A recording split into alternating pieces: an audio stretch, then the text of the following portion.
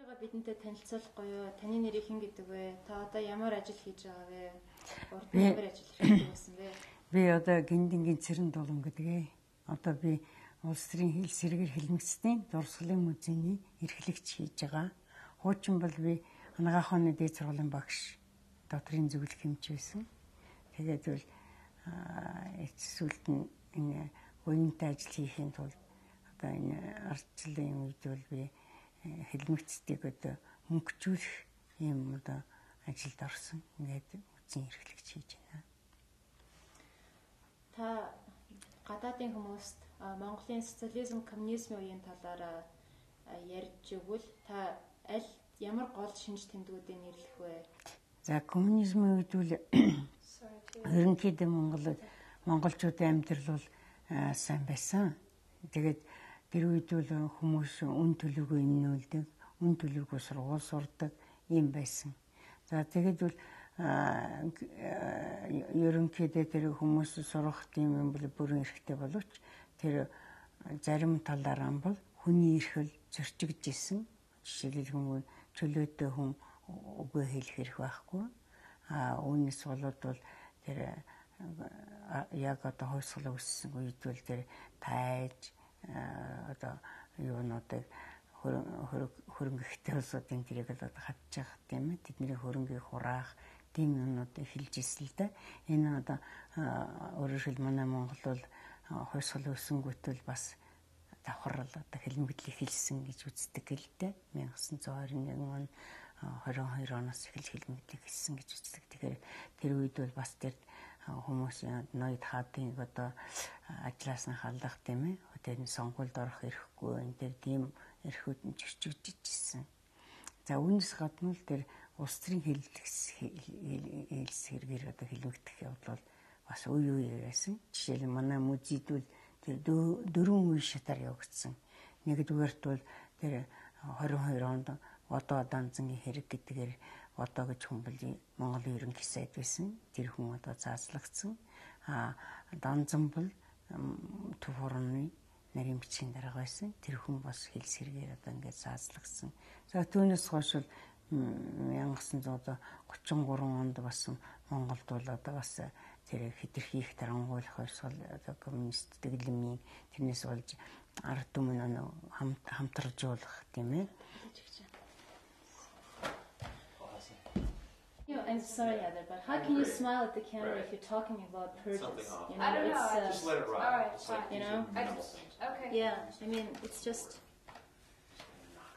Okay, I'm gonna ask one question, and then I'm gonna let her talk, you know, whatever she wants to tell me. Right. And then I'm gonna tell her, I want you to tell this, and that, okay? Okay. All right? Okay. You got to translate. That's after you say. Телефон амтардаг. Тийм яа. За таны одоо ингээд гурван зүйлийг одоо энэ социализмын, коммунизмын үеийн одоо гол шинж тэмдгүүдийг та гадаадынхан тайлбарлавал яаж тайлбарлах вэ гэсэн асуулт байгаа шүү дээ, тийм ээ. Та тэрүүндээ жишээлбэл айгүй товчхон хариулах хэрэгтэй. Сая бол ингээд би таныг юу хэлэх гэж байгааг чи одоо ингээд сонслоо. Одоо бол ингээд жинхнээр нь ингээд одоо 1920-ад онд одоо тийм одоо хувьсгал бол 1920 онд эхэлсэн. Тэгээд манай Монгол бол 70 жил коммунизмаар, социализмаар явсан. Социализм шугамаар явсан. Үүний энэ коммунизм, социализмын үед бол сайн зүйлж байсан, муу зүйлж байсан. Муу зүйл нь бол одоо таны сайн нэрлснээр ийм зүйлүүд байна. Ингээд хаад ноёдыг бол авчиж эхэлсэн. Хаад ихшнээ ингээд бүрэн эрэхтэй хүн болгон бүрэн эрэхтэй байсан гэсэн хаад ноёдыг бол авчиж эхэлсэн. Тэднэрийн сонгуульд оролцож чадахгүй байсан ч юм уу тийм.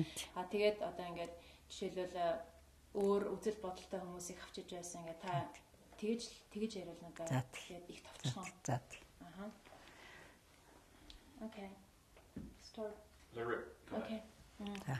За та коммунизм, социализмын үеийн гол шинж тэмдгүүдийг надад нэрлэнэ. За коммунизм, социализмын үед бол Монгол улс бол одоо 1921 оноос орсон. За энэ үед бол яасан бэл хүн бүхэн одоо эрхтэгчтэй гэж бол одоо сургууль сурах хэрэгтэй, ажиллах хэрэгтэй энэ төр гэж байсан. Тэгээд бол үн төлөвлөгөө сургууль сурдаг, үн төлөвлөгөө эмчилүүлдэг. За жишээлбэл бол тэр нийгмийн халдвар төвчин яар сүрья мөрья энэ өвчнүүдийг хүндүүлээгэл олон жилээр эмчилж ирсэн тийм сайн тал байгаа. Тэгээд бол тийм боловч бас тэр хаад одоо язгуурт ухс хаатан усуудыг бол жоохон гавчиж эхэлсэн. За тэднэр бол яах вэ гэхээр сонгуульд орох хэрэг байхгүй.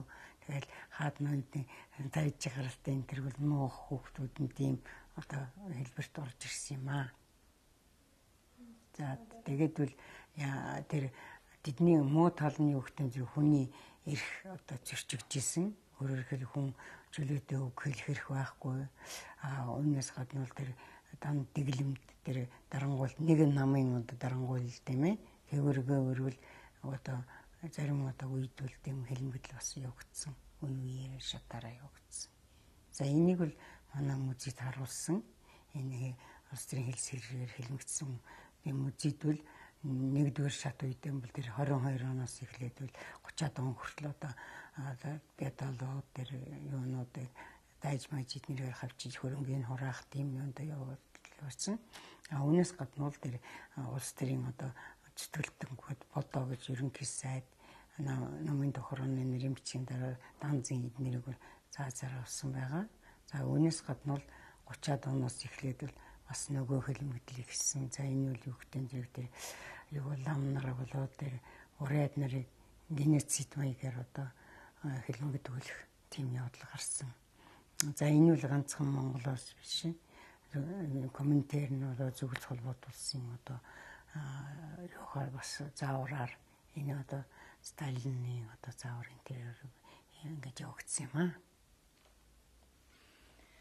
За та аавынхаа талаар бидэнд ярьж өгөхгүй юу? Таны аав ямар хүн байсан? Ямар ажил эрхэлдэг байсан?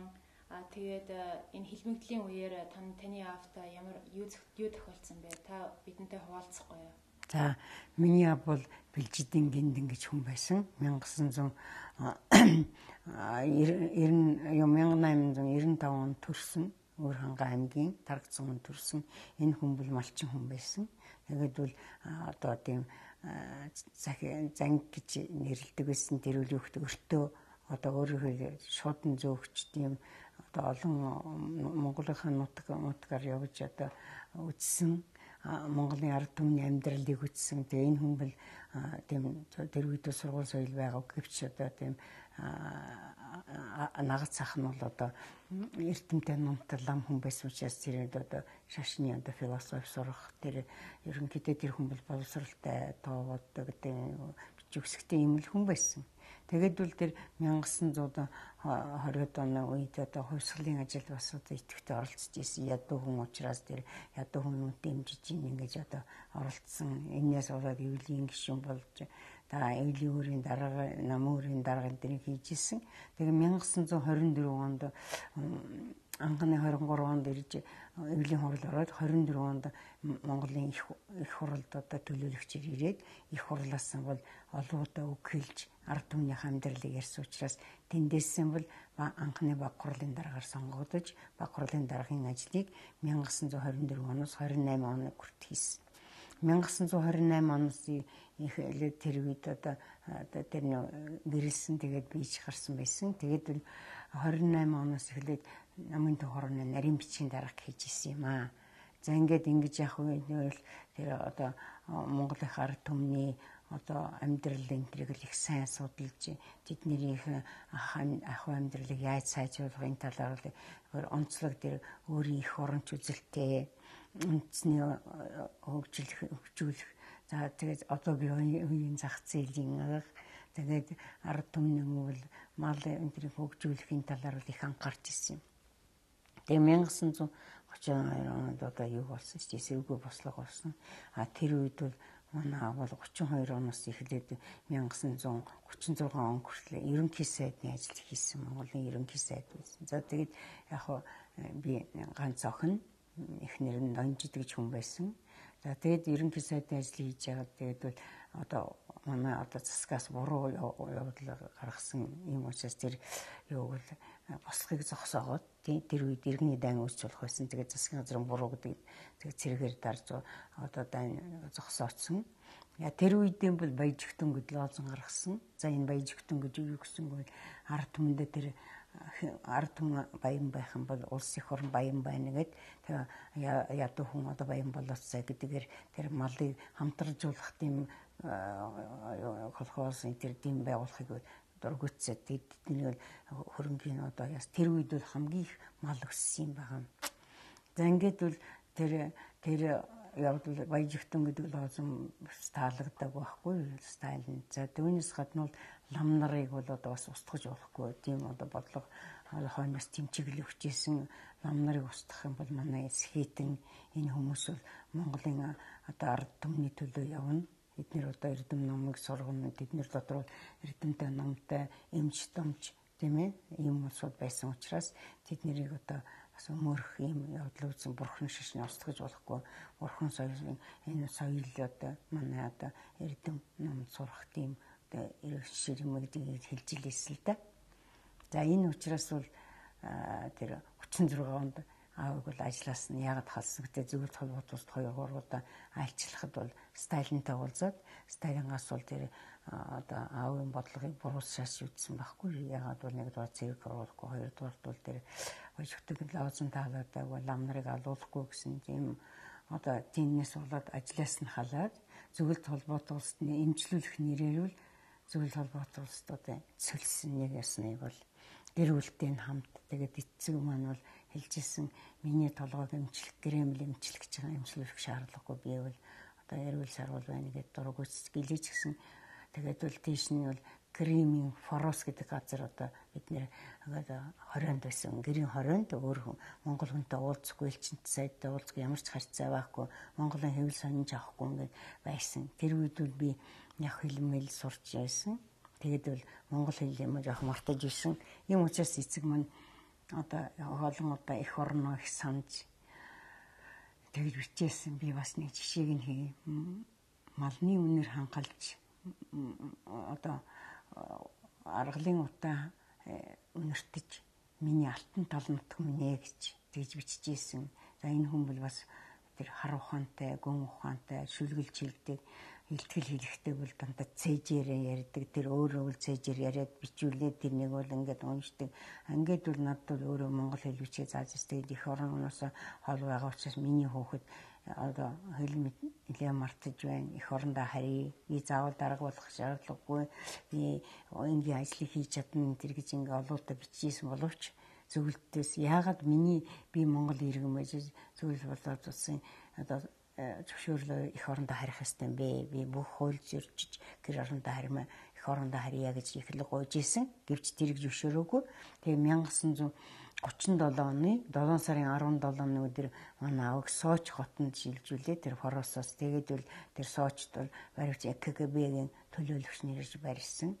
Тэгээд бариад явсан. Бид нэр яасны мдээгүй. Бид нэрийг бас Москвад 4 сар хэрээтэй бас одоо гэрийн 20-нд зочд бодолд нэг өрөөнд байлгасан ижи эгч бид гурвыг. Тэгээд бид нэр тэнд байжгаад эцсүүлд нь 4 сарын дараа буцах зөвшөөрөл өгсөн. Тэгээд би бол энийг мэдээгүй миний ижи бол 1981 онд нас барсан. Үргэлж хүлээсээр гэтэл 1989 оноос эхэлж одоо арчил шинжил эхэлсэн. Энэ үед би аавгаа цаазлагсан гэдгийг дөнгөж мэдсэн. Иживэл үргэлж хүлээж хизээ нэгэн цагт ирэх байх гэж харсан.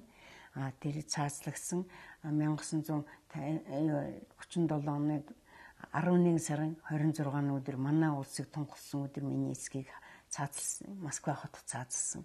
За тэгвэл юу цаазлсан гэж одоо Японы тагнуул их орноос урагч Оросын нутагт зөвлөлт холбоотолсон нутагт тагнуул ажил хийсэн тэрвэл үндэ гэрийн 20-нд гарч чадахгүй хүнтэй уулзч чадахгүй юу н одоо тагнуул ажил байх те. Тэгэж одоо шийтгсэн байдیں۔ Тэгээд энэ амиа гойсон байдیں۔ Тэгээд гойгаагүй тэгээд бол хүний иргэний тэнд цаазлагсан юм аа. Тэгээд л энийг би 1900 одоо 90 оны үед одоо сонсод дуулаад тэрвэл 1956 он цагаатгасныг бол манай Монголын одоо зарим одоо удирдагч нар бас нууж хааж гиндэг цагаатгаагүй бусад хүмүүсийг 60-аад оны үед цагаатгсан байсан.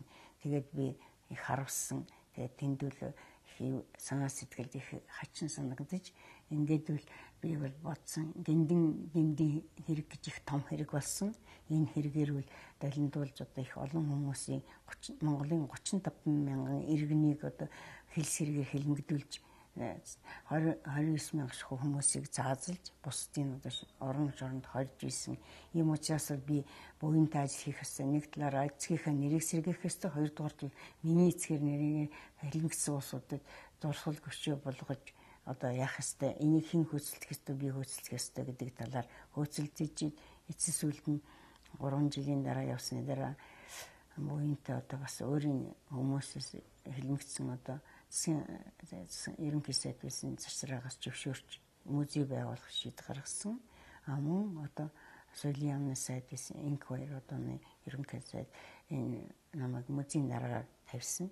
Тэгээд би бол энэ найдварын хүлээлгэж энэ олон түмэнд мөнгөжүүлж энэ Монголын ард түмэн лам нар энгийн малчин бүртэл алгаж эмгтээчд бүртэл одоо өртөж ишүүсээс эднэр тийм буян хийх ёстой, мөнгөжүүлэх ёстой гэдэг талаар ийм ажил хийсэн юм аа.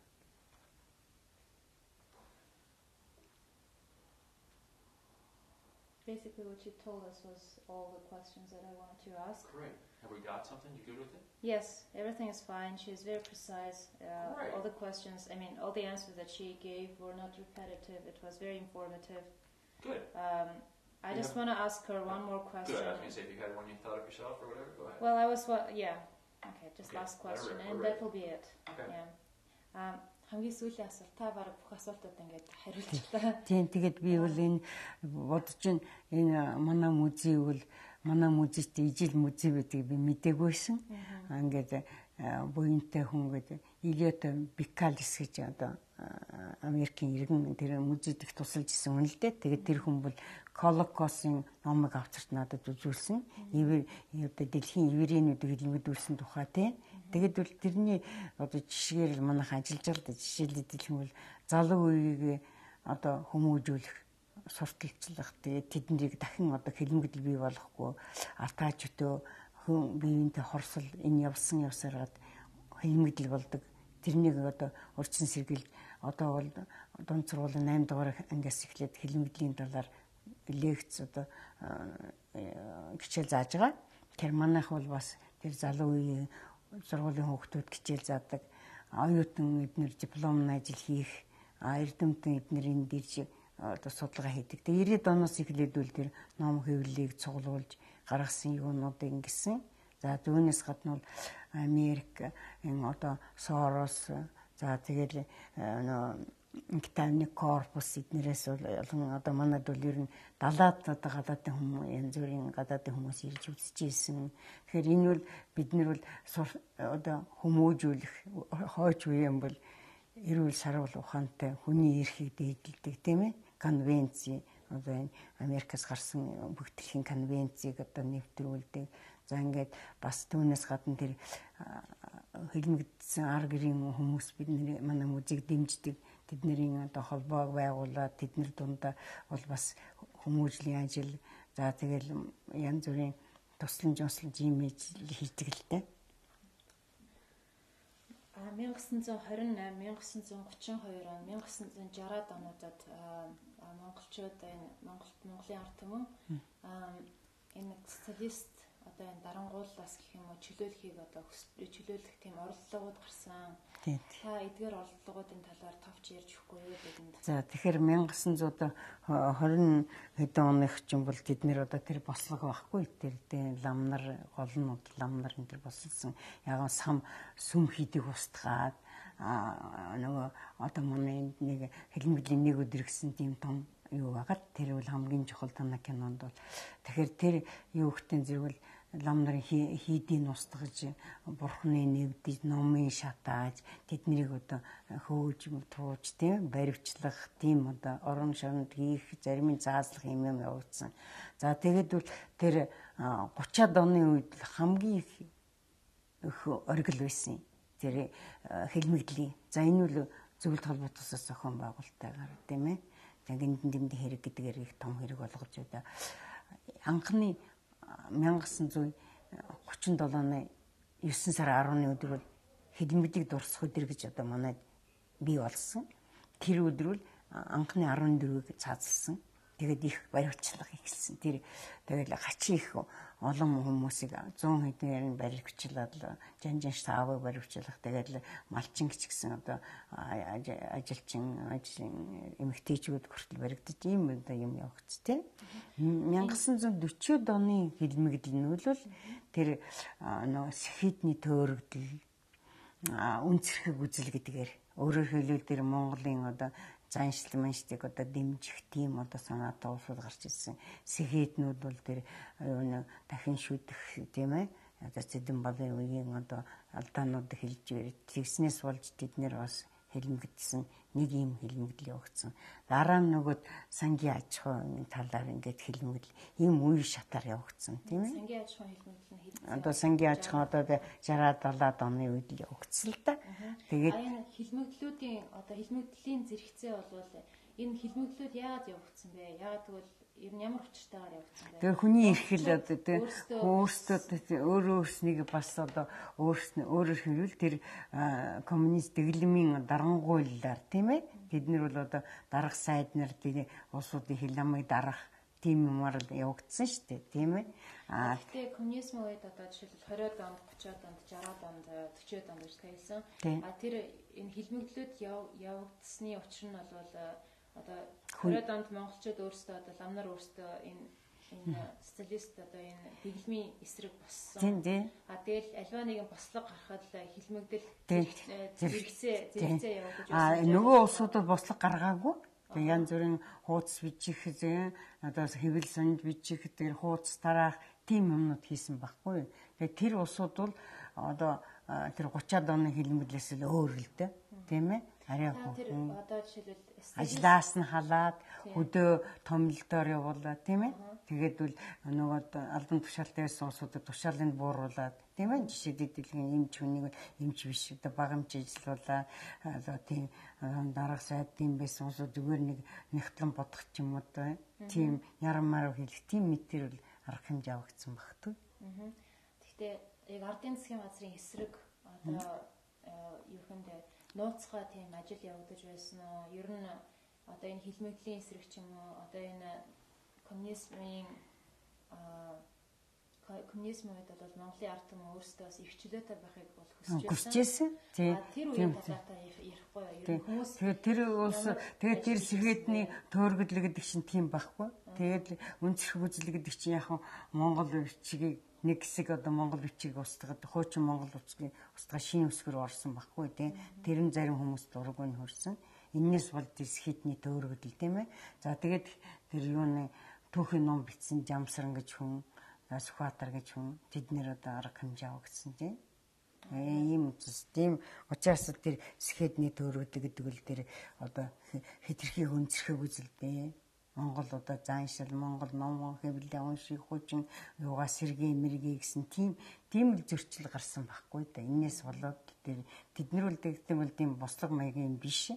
Зүгээр одоо явцын дунд хэвлэл мэвлэлээ хурал дугуйлантай шүүмжлэх барих тийм юмнаас л болж тэд нар бол одоо хон сурч ирсэн аспирант сурч ирсэн юм бол лоох ууз сурмааж өгч мэтийн хүмүүс. Тэгээд баасан ч за энд бол бас нэг эмэгтэй хүн оролцсон чи Жамбалд орж гэж хүн тэр сангийн яамд ажил хийж чад мэдээлэл өгсөн тийм ээ. Нэг тоонууд нөгөө нууцсаар байх одоо ил биш нууцлж яахгүй одоо тэр сангийн одоо юу нөө мэдээлэл өгөх тийм мэдийн юмнууд гарсан байхгүй юу? За.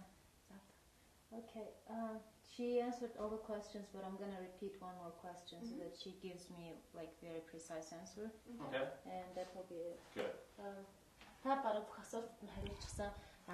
Нэг асуултыг би зүгээр давтаж асууя. За. Тэгээд Yeah, a little to your right to you. Okay. No. There you go. Okay. Yeah. On your right. Sorry. There you go. Та энэ Монголын ард түмэн одоо энэ ардын засгийн газрыг шүүмжилж байсан гэх юм уу? Ардын засгийн газрын үйл ажиллагаанд дургуутж байсан. Тэр үеийн талаар та маш товчхон одоо тийм үед болоо тийм ажиллагаа ардын засгийн тийм ажиллагаа явуулсан. Жишээлбэл ламнаар одоо эсвэл сэхэднүүд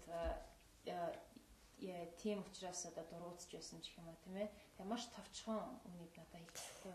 За тэгэхээр ийм л дээ. Миний хэлдэг шин тэр байхгүй тийм.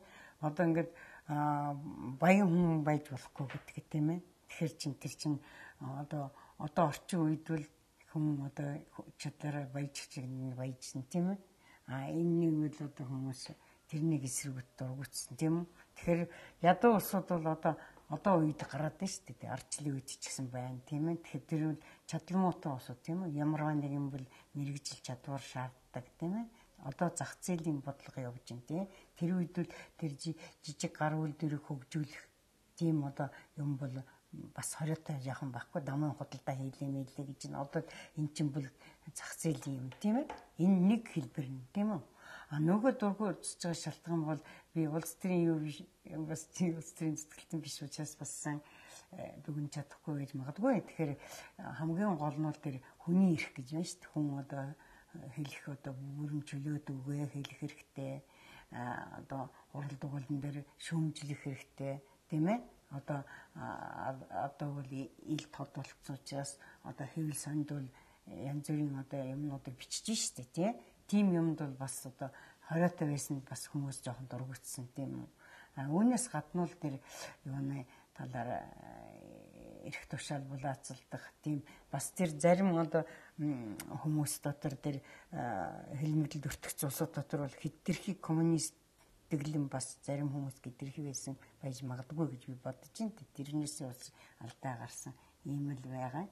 Тэгээд энэ бүгд нь бол цогцоод бол арчил юуны шинжилтийн ачаар бол одоо энэ хэлмэгцэн хүмүүсийг одоо юу яаж нэгдүгээрт бол тэдний өмнө хэлмэгдүүлснийхаа буруу хүлээсэн манай нам засаг, хоёрдугаарт бол тэдний хүмүүс одоо зовлон одоо яасан хүмүүс нөхөн олбор хөх тэдний өөр хүүхдэд харж үзэх тийм ээ. Ганцхан одоо шоронд хийгээс зогсоогүй. Тэр чи хөрөнгө мөнгөний хураагаад ажлаас нь халаад эхнэр нь ажил хийх хэрэггүй, хүүхэд нь одоо сургууль сурах хэрэггүй. Жишээл би бол тийм байсан л дээ. Жишээд би энэ музейн бааш нь манайх сууж исэн тийм. Тэгээ манайхыг хоошоо явахад бид нэр өмсөн хувцастайгаар энэ бүх юм орхол эндээс зөвлөлт рүү явсан. Тэгээ эргээд ирэхэд энэ бааш нь улс их болцсон. Тэгээд бид нэр бол юу ч байхгүй годамжинд гарсан. Тэгээд ижиг ажилд оруулах гэхээр ижиг ажилд авахгүй. Намайг одоо юу яа гэхээр сургууль орохоор эсрэгүүрэн хүүхдгээд хөөхд гарчихж байгаа. За энэ бол хамгийн их бүдүүлгээр хүний эрхийг одоо зөрчиж байгаа юм тийм. Тэр хүмүүс яаж амьдрах юм тийм үү? Одоо тийм одоо зөрчил байсан учраас тэр хүмүүсийн дургүй нүрэх явдал гарсан л та тийм ээ. Тэгтээ үл тийм нэг бослогон айхтар тийм ширүү юм болоогүй. Яагаад гэвэл тэр хэлмэгцсэн улсуудыг хачих гавчиж исэн. Бүх юм энэ одоо харж байх хүмүүстэй нийлүүлэхгүй аль болохоор тусгаарлах тийм ээ. Жишээлбэл тэр юм бол манай энэ аавын өрөөнд байж зурган дээр үзэхэд миний аавын зургийг ингээд хуулцсан байгаа шүү дээ. Яагаад гэвэл зургийг хадгалах хэрэг байхгүй. Ийм учраас ижил алдчихж байгаа. Ийм учраас за тэр эсрэгүүнээд жишээ бид нар ингээ орох оронгүй болохоор айлын хашаа очиод гуугаад хашаанд ороо суух хүмүүс дурггүй. Яг хөө эсрэг айлыг оруулчих чинь нөгөө айл чи бас хэл амт орчин гэл. Иймэрхүү айхтар зөрчил явагдсан юм. Тийм ээ. Тэрвэл одоо их тийм одоо өөрөөр хэл эсрэгүүн одоо тийм бүр нэг аюултай дайсан тийм ээ. Уруугчин ингээд ийм хэцүү байдал гэвч тэр үед тэр хүүхдэд өшөө хонцон санаагүй. Аль болохоор тэр эх оронч үзлээ их эцгийн одоо хүмүүжил Монголын одоо тийм юу гэж сод ухаан байна. Тэр төвчээр төсвөрийг бий болгосон бидний Чингис хааны дээдсээс эхлээд одоо Монгол хөнгөл хамгийн их төвчээртэй дэлхийд хамгийн төвчээртэй хүн бол энэ үлсэд цангаж чадна. Тэр бүгдийг давж чадна. Тэгээд үл эрдэм номоо сураад жишээл би бол сургууль хөөх дараад хичээлээ хуулаад хичээл хийгээлсэн. Жишээл хэлэх юм бол тэгээд үлсэжсэн чи үлсэж гин гэж ижидээ хэлэхгүй ижигээ заахгүй тийм ээ. Тэгээд дайлан бар дийл хийж одоо дандаа торгол дурд айлын үнэтэй юмэр хийж байгаа. Тэгээд дайлан хийгээд өмсчихэд тэгээд гिच дотор идэл болоол байсан. Тэгээд л эрдэм ном сурахын төлөө хүн бие их дайчилж исэн. Тэр үед тэр тэсэргүүний хүүхдүүд чинь хогдор гарсан харчаагүй, хулиган хулгайч болоогүй. тэр шинэ хүүхд бол тэнмэлж болоогүй. Тэр нь одоо юуг харуулж ийм гэдэг бас ухамсар тийм ээ. Тэр хүмүүсийн их эцгийн хүмүүс энэ байна гэж би бодож байна. За. We good? Yeah. Basically, the last set wasn't what I wanted, but I don't know how to. Right. I mean, the first 10 minutes.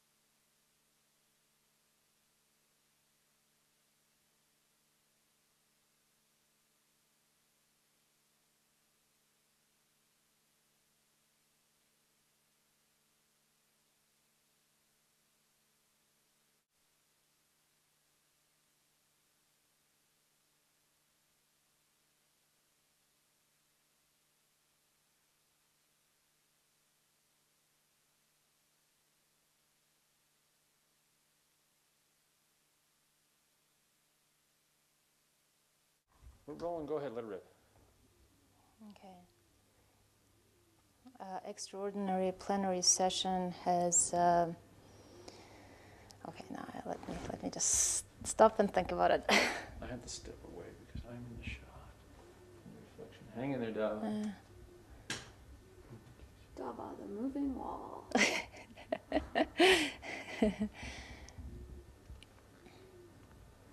Okay.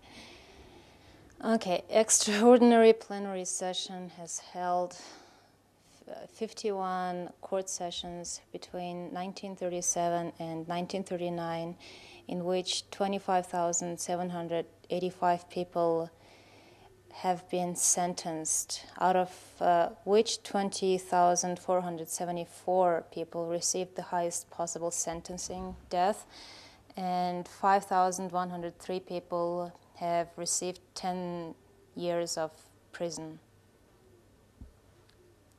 Okay. So pretty close to what? Yeah, it's pretty close to it. Okay. And let me get rolling, and then we'll get it all. Okay. I'm good. Okay, this is a historic photograph. Oh, that's me. I got to step out of the way. Sorry. These things are kind of difficult. Go ahead. This is a historic photograph which was taken in front of the National Democratic Party building.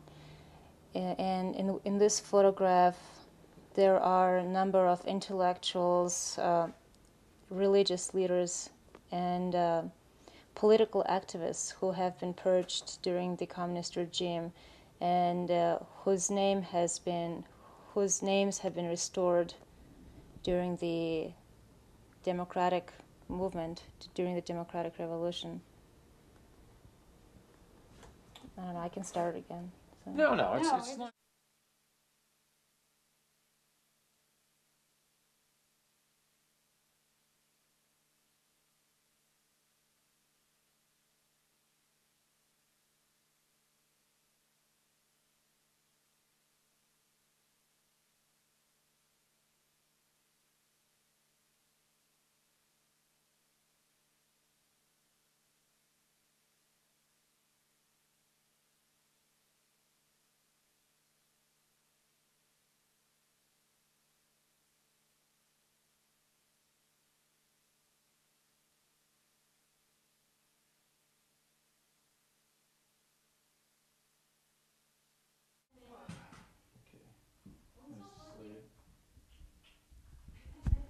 This is Ginding's office, a complete reproduction of his office, left untouched in the Museum of Purges.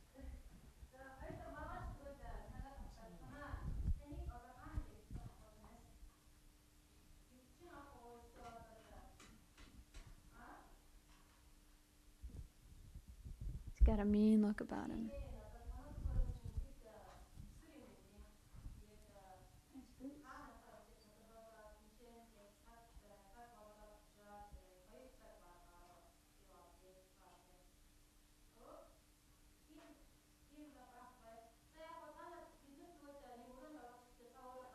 Actually, we could have her face camera, right? Someone stands here. It's a Tuya, do you want to stand here? She can just tell you, and then we'll make eye Okay. contact. All right. Perfect. And boom can go down. Та одоо энэ өрөөг бидэнд тайлбарлаад өгөхгүй юу? Энэ ямар утга учиртай өрөө юм? Энэ хэний өрөө юм? Ямар ач холбогдолтой юм? За. Эхлэх үү? За. Энэ башин бол манай аав сууж исэн. Манай гэр бүлээрээ сууж исэн. Тэгээд энэ өрөө л манай аав ажлын өрөө байсан. Тэгээд энэ анхны самбар бол манай аав анх хөдөөнөөс хотворж ирээд их хурлд анхны их хурлаас баг хурлын дараагаар томилогдоод ингээд хотод ирж суусан. Тэгээд энэ зөвлөлтийн хүмүүстэй хэлцээр хийж байгаа. За тэгээ миний эхийн зураг байна. Манай аавын дүүгийн зураг энэ нэгдүгээр самбар дээр тэнд би жоохон ялах байгаа. Энэ бол одоо тэр Vostwak гэж фирма Германы.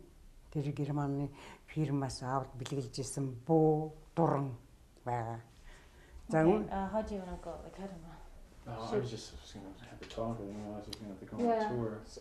Let's just. Can she just? Just tell us about the whole room in general. Тэгэхээр ер нь л ингээд яг нэг наривчтай ярихгүй зүгээр л одоо энэ өрөө юу юм гэдэг. Тэгэхээр энэ өрөө бол одоо ажлын өрөө тийм. Энэ ажил бол аав бол одоо энд юм бол түүхээ бичижсэн, илтгэлээ бичижсэн. Тэгээ энэ өрөөнд бид нэр гэрүүлээр сууж агаад энэ машин асар зөвлөлт холбоотулсад эмчлүүлэх нэрээр цөлөгдсөн юм аа. Ингээд энэ баашин бол манайх гэрүүлээр сууж учраас энэ баашин ингээд түүхэд дурсгалтай музей болгосон явдал бол энэ баашин суужээс аав нарийн бичгэн дарга орчин болгоч бүгд баригдсан. Тэгээ юм учраас энэ баашин тэгээд энэ өрөөгөл дээр гиндингийн өрөөгөө дурсгалтай болгож үлдээсэн. Энэ манай аавын амьдрал ажлын одоо үзүүлж байгаа. За ингээд хөдөө юм адуучин байсан энэ үрхангаас бэлгэлсэн тэр нь бол тэр зөвлөлт холбоот улсад баригдчихсэн. Дараа нь цаазлагдсан. Дараа нь цагаатгцсан. Тэгээд бол юу манай очрот ерөнхийлөгч цэцэг тавьж анхудаа хуучин Ленин юм тавьдаг гэсэн. Тэгээд цагаатгсан Горбачев бичиж захиа бичиж би аавах үнэн зөвөг олсон. Ингээд бол цагаатгаад хөшөө бариад ингээд өөр хангаад ингээд цагаатгсан. Ийм л утгатай өөрийнхөө энэ бүх гиндин амьдралыг харуулсан хөө юм аа. За баярлалаа.